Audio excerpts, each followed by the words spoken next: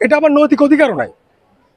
আমি আমার ভোটাধিকার আছে, আমি ভোটার, আমি ঢাকা বিশ্ববিদ্যালয়ে এখন নিয়মিত স্টুডেন্ট হিসেবে আমার অধিকার আছে, কিন্তু আমার নৈতিক অধিকার নাই। আমি কোনো স্টুডেন্টকে বলবো না যে আপনারা কেউ আমাকে ভোট দেন। তাহলে কেন আমি ভোটে দাঁড়ালাম? আমি এজন্যই ভোটে দাঁড়িয়েছি, এই যে 54 বছর ধরে ঢাকা বিশ্ববিদ্যালয়ের যে ছাত্র রাজনীতির নামে অপরাজনীতি চলেছে, আমরা তো এর ভিকটিম, তাই না?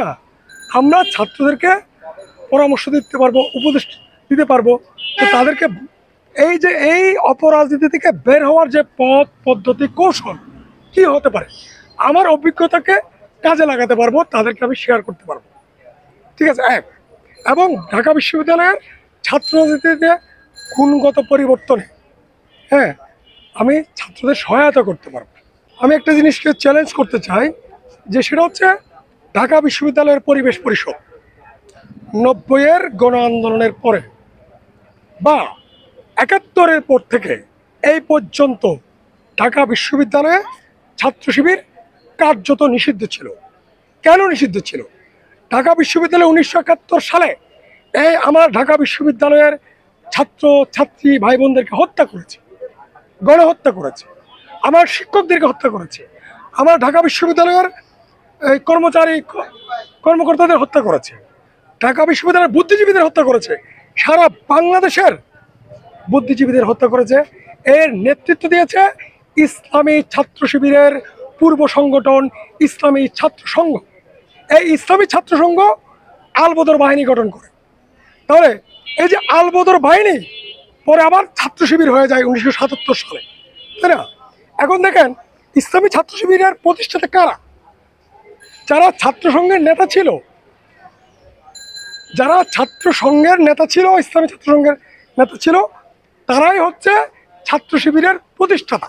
আমার প্রশ্ন হচ্ছে, যারা 54 বছর ধরে ঢাকা বিশ্ববিদ্যালয়ে ঢুকতে পারে নাই তাদের গণহত্যার কারণে, তারা যে এখন ক্যাম্পাসে ঢুকলো, রাজনীতি করার চেষ্টা করছে, ঠিক আছে, তো পরিবেশ পরিষদের যে আইন, যে নিয়ম, সেটা কি লঙ্ঘন হচ্ছে না?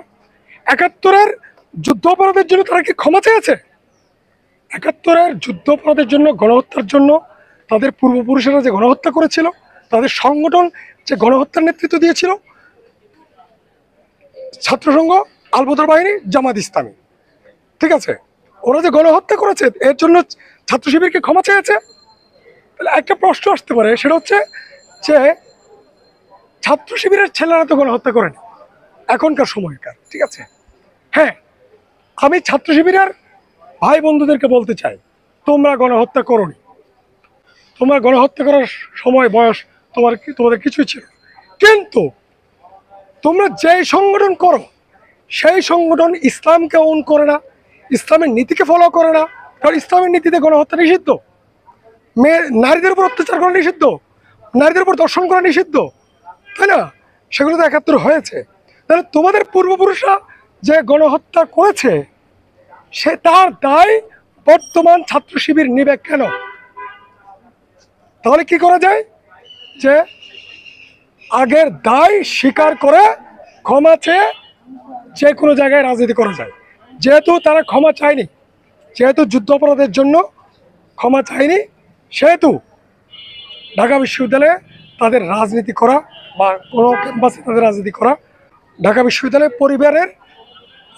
পরিবারের পক্ষে না বিষয়টা।